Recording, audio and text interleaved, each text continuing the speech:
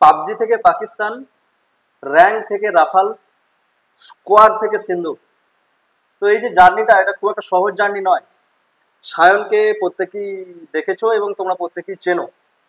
আগে 1 বছর আগে এসেছিল, যদিও আমাদের অনেক পুরনো স্টুডেন্ট। 1 বছর আগেও চাকরি পাওয়ার পরে, আর্মি জয়েন করার পরে আমাদের এখানে এসেছিল। এই যে অপারেশন সিন্দুর, যেটা নিয়ে আমাদের এত কৌতূহল এবং এত ভরসার জায়গা, এই জায়গাটা থেকে একজন যোদ্ধা কিভাবে সেটাকে দেখেছে, কিভাবে সেটা ফিল করেছে, ওর মুখ থেকে একটু আমরা শুনতে চাই বিষয়টা। আমাদের মধ্যে তো কৌতূহলটা সবসময় ছিল, ভারতের প্রতিটা কোনায় কোনায় প্রত্যেক মানুষের মধ্যে কৌতূহল ছিল। আমরা যতটা না আবেগ ছিল আমাদের মধ্যে, ওদের কাছে আমার মনে হয় যে সেটা 10 টাইমস বা 100 টাইমস।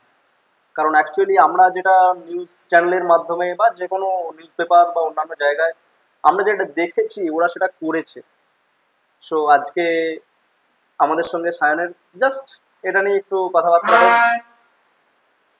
বলো সায়ন, যে তোমার এই যে বিষয়টা অপারেশন সিন্দুর কেমন, আসলে কি মনে হচ্ছে? অপারেশন সিন্দুর স্যার হয়েছিল তো স্যার 7 তারিখ, ওই 22 তারিখে যে পেহেলগাম অ্যাটাকটা, ওটাকে ধরেই হয়েছে আমাদের অপারেশন সিন্দুর।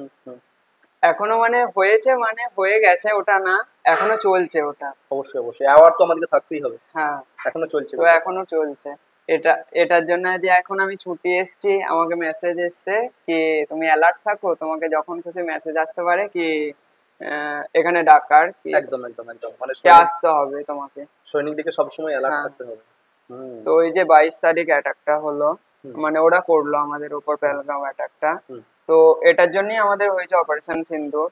তো আমরা সিন্দুর অপারেশন করেছিলাম 7 তারিখ রাত্রে। তো আমি ওখানে ছিলাম না, আমি কাশ্মীরে ছিলাম না, আমি ছিলাম পাঞ্জাবে। আচ্ছা, এবার আমাদের বর্ডার যদি আমরা একটু ইন্ডিয়ার ম্যাপটা দেখি, তাহলে তো ওখানে লাদাখ থেকে স্টার্ট হচ্ছে আমাদের যে পিওকে রিজিয়নটা, সেখান থেকে আমাদের কাশ্মীর, কাশ্মীর থেকে পাঞ্জাব, পাঞ্জাব থেকে রাজস্থান, তারপরে গুজরাট, এতটা একটা হিউজ লাইন, যেটাকে আমরা র্যাডক্লিফ লাইন বলে চিনে থাকি। তো পুরোটার উপরই এফেক্ট ছিল ওই অপারেশন সিন্দুরে, পুরোটাই উপরই এফেক্ট ছিল। তার মধ্যে বেশি ছিল কাশ্মীরে, সবাই জানে এটা। তো আমি ছিলাম পাঞ্জাবে। তুমি ছিলে পাঞ্জাবে। আচ্ছা, আমরা যখন শুনেছিলাম, সম্ভবত এটা খুব একটা ভুল করে থাকলে আমি, 22 তারিখ হয়েছিল, 22শে মার্চ। হ্যাঁ, 22শে মার্চ বা সরি 22শে এপ্রিল। 22শে এপ্রিল আমরা যখন শুনেছিলাম একটু বিকালের দিকে যে এরকম হয়েছে, তোমাদের কাছে নিউজটা কখন গেল বা তোমরা কখন? আমাদের কাছেও স্যার নিউজ এসছে, যখন হয় তখনই নিউজ হয়েছে, সবাই অ্যালার্ট হয়ে গেছে। মানে আমাদের তখন রেজিমেন্ট ফলিং করিয়ে দিল, সিও স্যার এলো, এসে আমাদের বললো যে এরকম অ্যালার্ট হয়ে যাও, এরকম সবাই হয়তো তোমরা জানো, তোমরা আমার আগে ফলিং করার আগেই তোমরা হয়তো নিউজ পেয়ে গেছো, তো রেডি থাকো, যখনই কোর্ট থেকে অর্ডার আসবে আমাদেরকে যেতে হবে। মানে আমাদের স্যার ডেট ওয়াইজ যেতে হয়, কেননা আমাদের রেজিমেন্ট তো এক জায়গায় কাজ করলে হবে না। কেননা আপনি বললেন যেটা কি গুজরাট থেকে কাশ্মীর অব্দি এতটা বর্ডার সামলাতে হবে, মানে ওটা হচ্ছে দুটো ডিউ এর মধ্যে আছে। আচ্ছা, কোন দুটো ডিউ ওটা আমি বলতে পারবো না। তো আমাদেরকে বলা হলো যে যেতে হবে।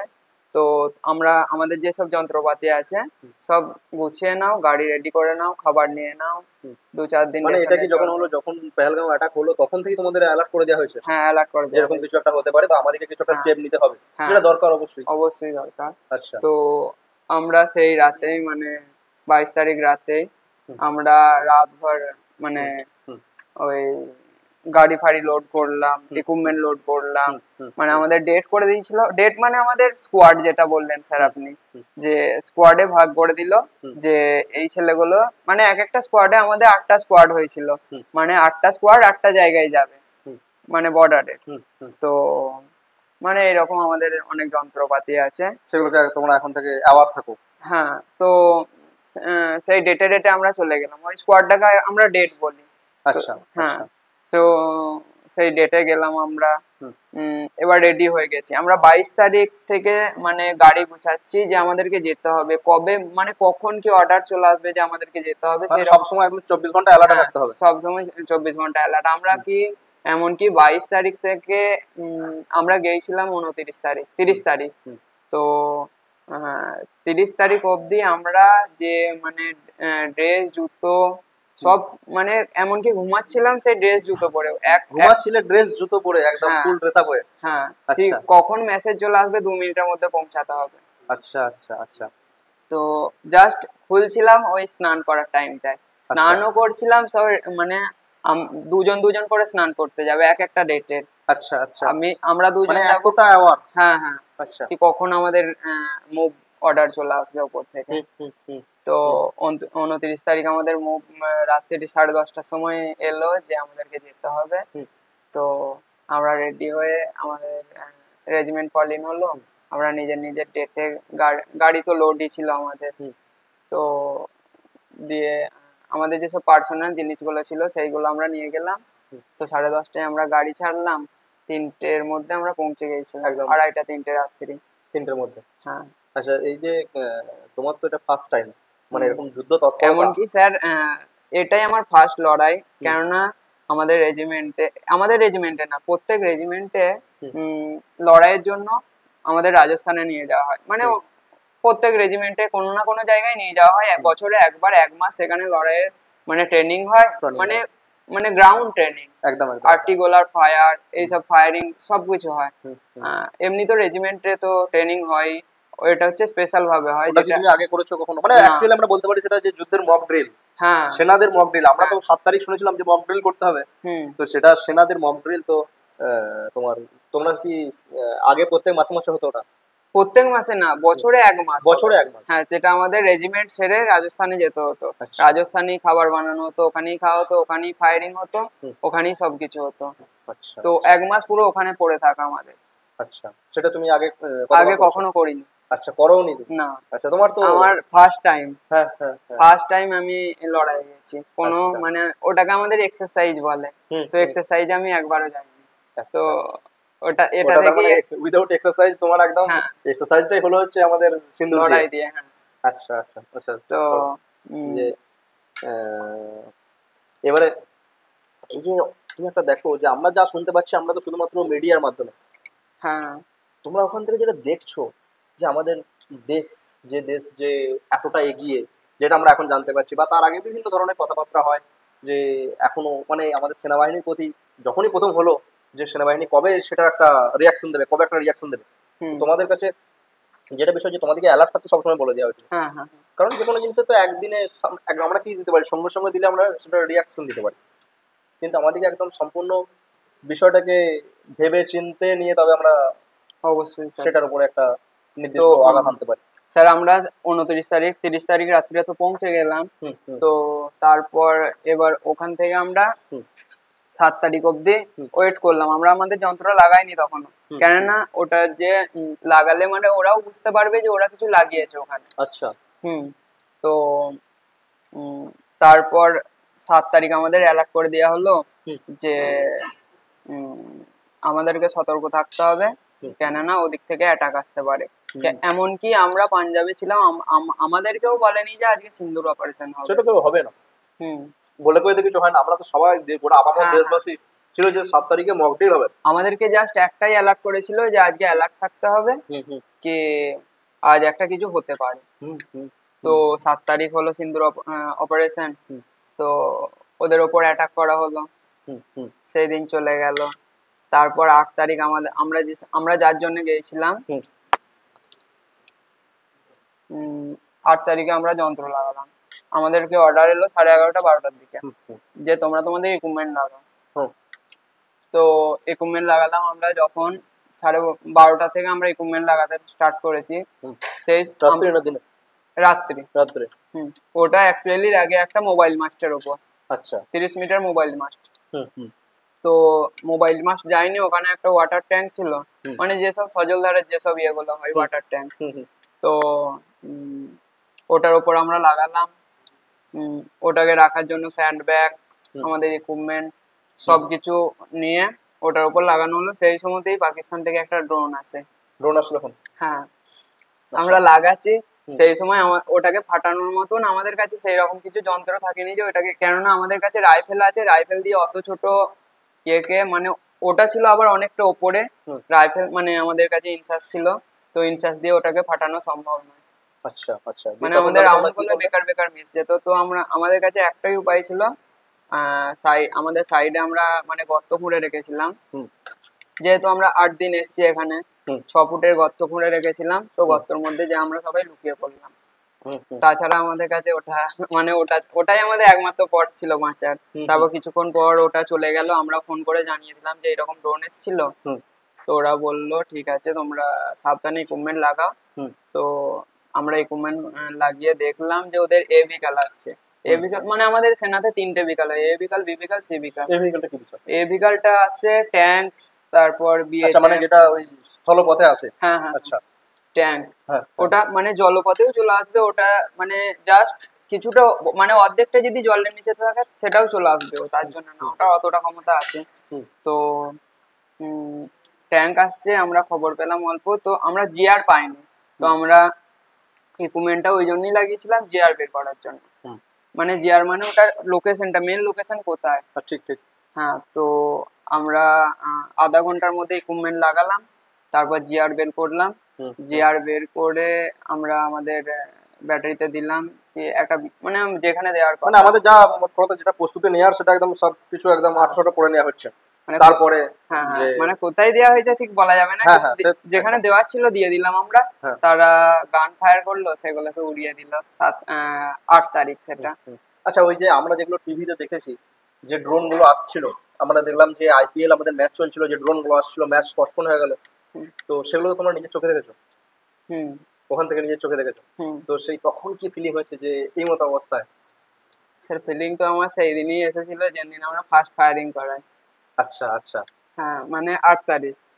মানে নিজে আমি কখনো ভাবিনি যে আমি কোনোদিন ফায়ারিং করাবো। আচ্ছা আচ্ছা। হ্যাঁ হ্যাঁ। তো সেই দিনে সব থেকে বেশি ফিলিং এসেছিল। ঠিক ঠিক। এরপরে কি বলতো যে আমরা তো সম্পূর্ণই দেখছি এই মিডিয়ার মাধ্যমে, তোমরা দেখছো একদম রো। কি বলা যায় তোমার অ্যাকচুয়ালি স্যার মিডিয়া সব খবরটা পায় না, যতটুকু পায় উচিত না, একদম একদম। কারণ আমরা যদি আমাদের সিক্রেট সবকিছু মিডিয়ার মাধ্যমে বলে দিই, সেখানে তো সেটা তো সবাই দেখতে পাচ্ছে, ওয়ার্ল্ডের যে কেউ দেখতে পাচ্ছে। সুতরাং এগুলো মিডিয়াকে একদমই সিক্রেট ভাবে কাজ করতে হবে। এবারে তোমার একটা বিষয় হচ্ছে কি বলতো, যে যদি আমরা সিক্রেট না রাখতে পারি তাহলে তো সেক্ষেত্রে একটা খুব মারাত্মক সমস্যা আসবে। মানে আমাদের প্ল্যানটা যদি আমরা সবসময় বলেই ফেলি তাহলে সেটা প্ল্যান তো থাকে না। অবশ্যই। আচ্ছা এই যে আচ্ছা সামনে একটা কথা বলো, তুমি তো বললে পাঞ্জাবের ওখানে ছিল, পাঞ্জাবের তুমি এখন কোথায় আছো, যে কোথায় যেন বলো? আমি তো স্যার লড়াইয়ের সময়, মানে এখন তুমি আমি নরমাল, সেটা তো নরমাল স্যার, আমি জলন্ধরে থাকো, সেখান থেকে যেখানে গিয়েছিলে সেটা না বলাই থাক। তো ওটা বসের বলা যাবে না, এটা সিক্রেট। হ্যাঁ তার মানে তো সেখানে তোমার জলন্ধরে ওখানে ছিল। এবারে একটা কথা বলো, বর্ডার আমাদের গুজরাটেও আছে, রাজস্থানেও আছে, পাঞ্জাবেও আছে, কাশ্মীরেও আছে। কাশ্মীরটা কেন এত সেন্সিটিভ, আর যে কোনো অ্যাটাক কেন কাশ্মীরে হয়? মানে আমার যতদূর আইডিয়া, এক মিনিট, আমার যতদূর আইডিয়া, ওদের জঙ্গিদের উদ্দেশ্য হচ্ছে যে আমাদের ইন্ডিয়ান জনসাধারণকে হত্যা করা, নির্বিচারে হত্যা করা। তাহলে ওরা কেন কাশ্মীরটাকে সবসময় ইয়ে করে? কাশ্মীর স্যার অ্যাকচুয়ালি হচ্ছে, কাশ্মীর থেকে আমাদের মানে দেশের অনেক কিছু উৎপাদন হয়। 1 নম্বর পর্যটন। হ্যাঁ পর্যটন, তারপর ঘোরার জায়গা আছে অনেক। আর ওরা অ্যাটাকটা করে এই জন্য, আমাদের যখন পাঞ্জাবের দিকে আসবো, পাঞ্জাব, রাজস্থান, গুজরাট, এগুলো পুরো সমভূমি, সেগুলো পুরো প্লেন এরিয়া, সমভূমি প্লেন এরিয়া।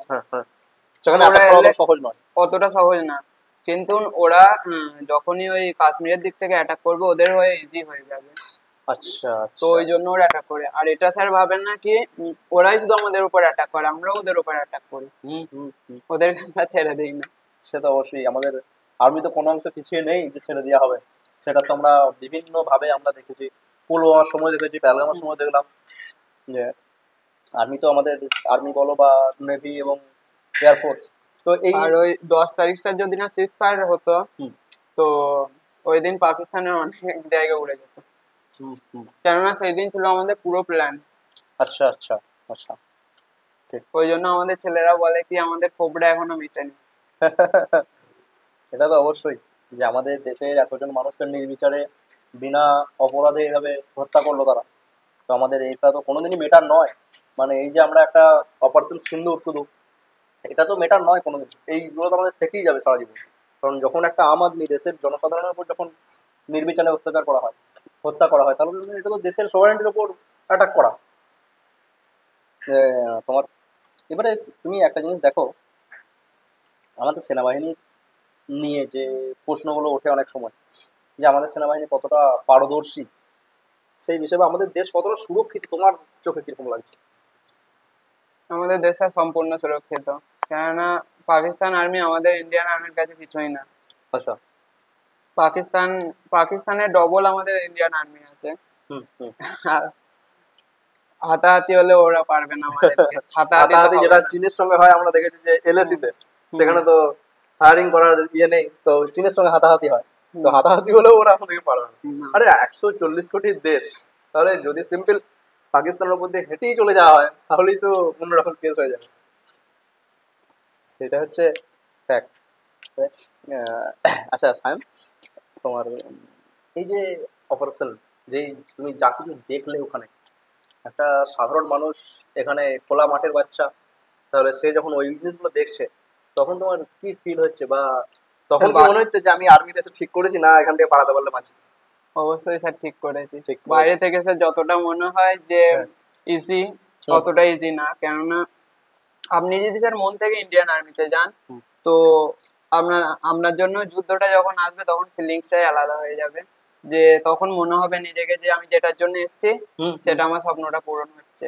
হয়তো দেশের ক্ষতি হবে, কেননা কিন্তু ওরা তো অ্যাটাক করলে আমরা তো ছাড়তে পারি না, একদমই না। ওদের উল্টো ডবল ক্ষতি করব আমরা, যেটা আমাদের করেছি। ইন্ডিয়া তো কাউকে আগে থেকে অ্যাটাক করে না, না, এটা হিস্ট্রিতে কোনোদিন নেই যে ইন্ডিয়া কোনো দেশকে অ্যাটাক করেছিল। তাহলে আমাদের দেশের উপরে যারা চোখ তুলে তাকাবে, তাহলে সেক্ষেত্রে তো আমাদের একটা জবাব দেওয়া কর্তব্য, নৈতিক কর্তব্য। অবশ্যই।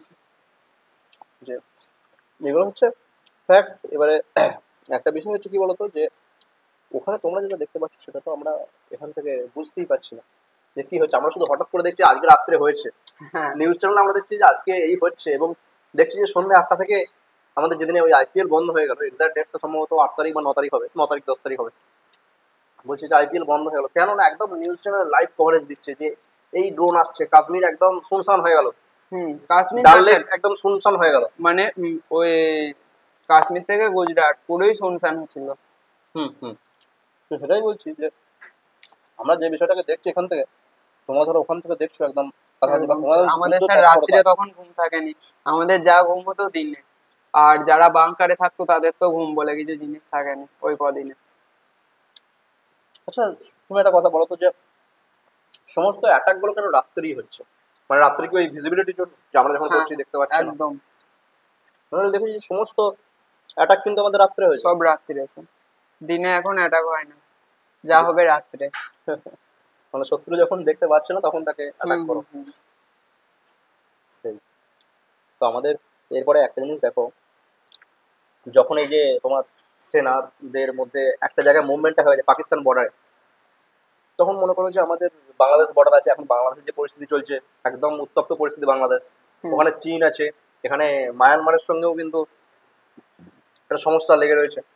তো সেক্ষেত্রে সেমত অবস্থায় কোনো এফেক্ট ফেলতে পারে, যে সব একদিকে সেনারা চলে গেছে, বা লক্ষ্য তখন ওইদিকে হয়ে গেছে? একদম না স্যার, আমি প্রথমেই আপনাকে বললাম না যে আমাদের মানে কোরে ভাগ করে দেওয়া আছে। আচ্ছা।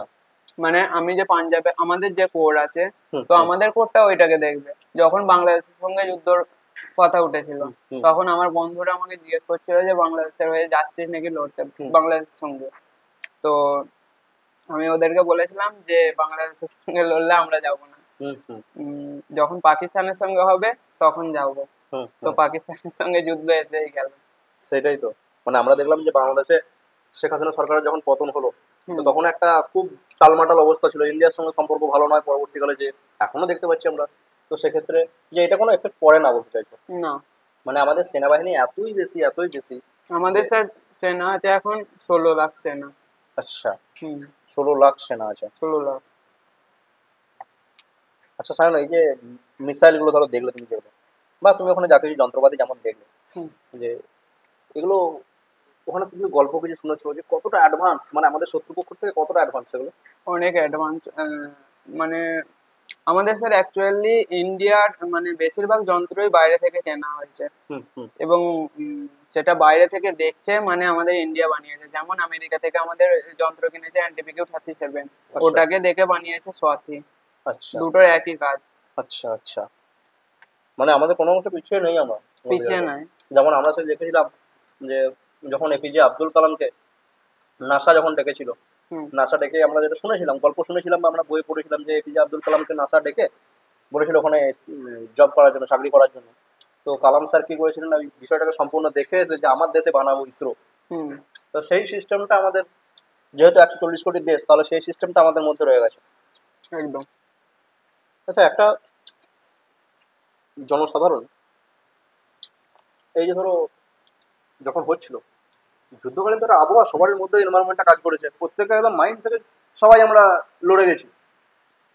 দেখেছি আমরা আপামর জনবাসী বা একটা ইয়ং জেনারেশন, তারা চাইছে যে আমরাও প্রয়োজনে যাব। তো এটা সম্ভব নয়, কারণ আমাদের ওখানে পাঠিয়েছি, আমাদের রিপ্রেজেন্টেটিভ আমরা পাঠিয়েছি, তোমরা আছো বর্ডারে। একটা জনসাধারণ বা একটা আমাদের একজন পাবলিক, সে কিভাবে যুদ্ধে আসতে পারে বা দেশের জন্য সে কিভাবে নিজের জায়গা থেকে ফাইট করতে পারে বলে তোমার মনে হয়? মানে তাকে, সে যদি ভাবে যে আমি এই মুহূর্তে, সে আগে বলছে হয়তো আমি যুদ্ধে যাব, কিন্তু তার জন্য তার ট্রেনিং এর একটা দরকার। তো সে তাকে তো ট্রেনিংটা এত তাড়াতাড়ি দেওয়া সহজ না, তো কমসে কম তাকে 6 মাস তো ট্রেনিং দিতেই হবে। তো সে যদি নিজের জায়গা থেকে লড়াই করতে চায়, তাহলে সে মানে যেমন আজকে বিশ্ব পরিবেশ দিবস, হ্যাঁ, তো এইভাবে যদি পরিবেশটাকেও ঠিক রাখে, দেশের মানে ও দেশের অভ্যন্তরে হয়ে দেশের কাজ করুক। একদম একদম। দেশের অভ্যন্তরে তার নিজের যদি নৈতিক দায়িত্বগুলো পালন করে, বলতে চাইছো যে আজকে পরিবেশ দিবস 5 জুন, তাহলে মানে একটা এক্সাম্পল দিচ্ছি, সে দেশের হয়ে কাজ করতে চায় মানে যে ইন্ডিয়ান আর্মির হয়ে কাজ করবে এটা না, মানে দেশের অভ্যন্তরে যেসব কাজ হয় সেগুলো করুক, যেটা আমাদের প্রতিদিনের কাজ, যেটা যে মানুষ যেই প্রফেশনে আছে সেই কাজটা যদি ভালো করে করে তাহলে তো দেশের হয়ে লড়া। একদম, আমাদের দেশকে এগিয়ে নিয়ে যাওয়া আমাদের আসলে কাজ। একদম। তাহলে সেভাবে বলছি যে সেইভাবে একজন মানুষ করতে পারে। তখন এমন একটা মেন্টালিটি হয়ে গেছিল যে যদি ডাকে তো আমরা সবাই যাবো, এটা হয়ে যায়। তাহলে এখন কি মনে হচ্ছে তোমার যে সঠিক জবটা চয়েস করেছো? হ্যাঁ স্যার, জবটা সঠিক চয়েস করেছো? একদম। আমরা এটা সত্যিই গর্বিত যে একজন, খুব আমরা অনেক বাচ্চা অবস্থা থেকে দেখেছি, বলা যায় জাস্ট এইচএস পরীক্ষা দিয়েই আমাদের সঙ্গে সায়নের যোগাযোগ আমাদের এখানে এসেছিল। তো সেখান থেকে আজকে এই জায়গায় যে একটা কোথাও না কোথাও আমাদেরও মনে হচ্ছে যে কিছু না কিছু তো কন্ট্রিবিউট করতে পারছি, কিছু না কিছু আমাদের দেশের সৈনিক আমরা তৈরি করতে পারছি। এবং এটা খুবই একটা গর্বের বিষয় যে আমাদের লোকাল সমস্ত, শুধুমাত্র সায়ন না, অনেক আছে, অনেক আমাদের আশেপাশে ছড়িয়ে আছে, যে তারা আজকে যে দেশকে এইভাবে এগিয়ে নিয়ে যাচ্ছে। এমনকি স্যার, আমি যখন ওই সিন্দুর অপারেশনে গিয়েছিলাম, তো তখন আমি বাড়িতেও বলিনি কি আমি অপারেশনে এসেছি। বাড়িতে বলোনি? না। আচ্ছা। কারণ বাড়িতে যেহেতু আমাকে যেতে হবে, দেশের হয়ে কাজ করতে হবে, যেটা আমার স্বপ্ন, কিন্তু বাড়ির লোককে সেটা যদি বলি তাদেরকে বেকার বেকার টেনশন দেওয়া কি দরকার।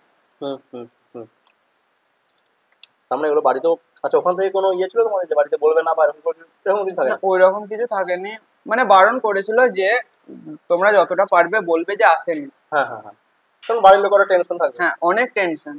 একটা যুদ্ধ মানে তো একদমই সেই যে কি হবে না হবে, আমার বাড়ির ছেলেটির কি হবে না হবে, এটা তো খুবই একটা ফ্যাক্ট। এই বিষয়টাকে নিয়ে এটা অবশ্যই বাবা মায়েদের একটা সবসময় মনে ভয়ের কাজ করবে।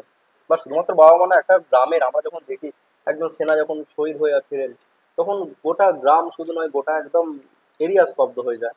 তাহলে সেক্ষেত্রে তো এই জিনিসগুলোকে মেনটেন করতে হবে। এবং আমাদের এত যে সেনা এবং তাদের যে সম্মিলিত প্রচেষ্টা, তার ফলে আজকে আমাদের দেশ এই জায়গায়।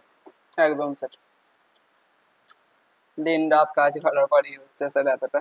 দিন রাত কাজ করা মানে আমরা এই যে এখন আমরা এখানে বসে লাঞ্চ করছি, তো সেখানে কিন্তু সেনারা ওখানে দাঁড়িয়ে আছে বলে আমরা হয়তো এখানে সুস্থিরভাবে লাঞ্চ করতে পারছি।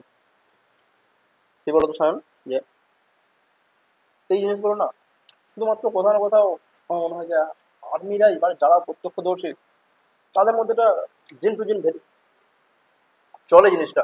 মানে আমরা তখন দেখেছি যে একজন ব্যক্তি, একটা ফ্যামিলি থেকে একজন ব্যক্তি যখন আর্মিতে যাচ্ছে, তখন তার ফ্যামিলি দেবে, তারপর তার ছেলেরা বা তার ভাইয়েরা বোনেরা। কারণ ওটা স্যার হয়ে যায় রিলেশন ভর্তি, কারণ ওটা রিলেশন ভর্তি থেকে হয়, কারণ ওটা অনেকটা ইজি হয়। কেননা তার, যেমন আমার বাবা যদি ইন্ডিয়ান আর্মিতে থাকতো, তাহলে আমার জন্য এই জিনিসটা আরো ইজি হয়ে যেত আর্মিতে আসা। ছোট থেকে এতটা হার্ড হতো না, যেটা আমি আরো ভর্তি থেকে হয়েছি।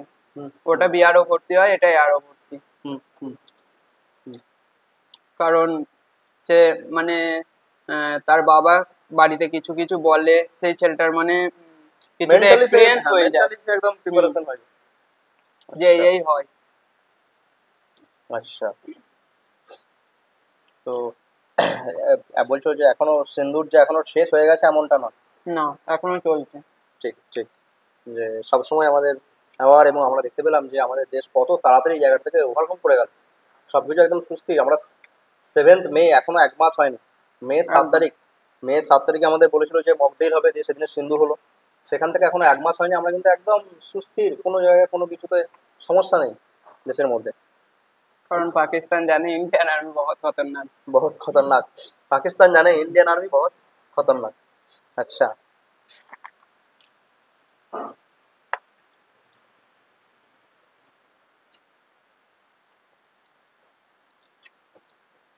তাহলে প্রত্যেকটা ছেলেমেয়েরই স্বপ্ন থাকে, বা অনেক ম্যাক্সিমাম ছেলেমেয়েরই স্বপ্ন থাকে যে এখানে যাওয়ার।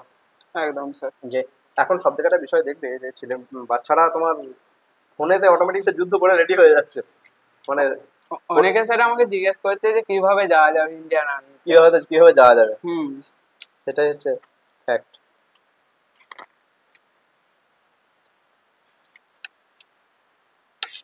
তাহলে আমরা আবারও একদিন সায়নের সঙ্গে গল্প করবো এই বিষয়ে, সিন্দুর নিয়ে আরো জানতে চাইবো, বা আরো সায়নের যে কর্মস্থলে যে সমস্ত কাজ চলে যতটুকু বলা সম্ভব আমাদের।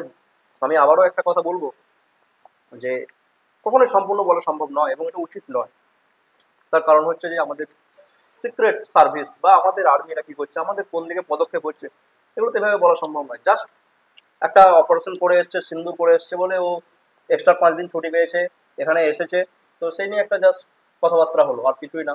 এবং এরকম কথাবার্তা আরো ভবিষ্যতে হতে থাকবে, আপনারা দেখতে থাকুন। এবং যে সমস্ত স্টুডেন্ট এখন দেখছো তাদেরকে বলছি, চেষ্টা করো, অবশ্যই হার্ডলি চেষ্টা করো, তাহলে কিন্তু একদিন তুমিও এই জায়গায় থাকবে, তুমিও এই জায়গায় যুদ্ধ, বা আমাদের দেশকে, যুদ্ধ থেকেও বড় কথা হচ্ছে যুদ্ধ তো কখনোই কাম্য নয়। যেটা সায়ন বারবার বললো যে যদি আমাদের দিকে চোখ তুলে তাকায় তাহলে আমরা ছাড়বো না, বাট যুদ্ধ কখনো কাম্য নয়।